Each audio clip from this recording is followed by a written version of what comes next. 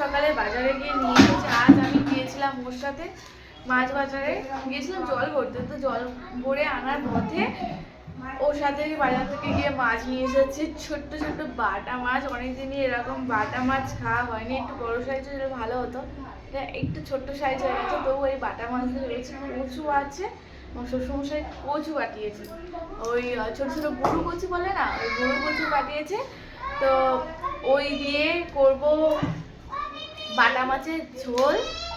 আর সাথে এই যে ভুসি চিংড়ি নিয়ে এসেছি, ভুসি চিংড়ি যা ভাবে খাবে তাই ভালো ভেবেছে, এটাকে বড়া বানাবো।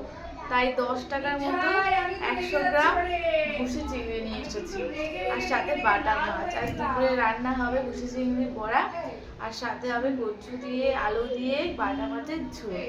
ও আবার খাবে বলেছে সর্ষে বাটা দিয়ে বাটা মাছের ঝাল। দেখা যাক কি রান্না করে, ও কাজে চলে গেছে, ওর জন্য রাতের বেলা বানাবো ওটা। আর দুপুরবেলার জন্য আমি আর মিঠাইয়ের শুধু বানাবো ওই বাটা মাছের ঝোল।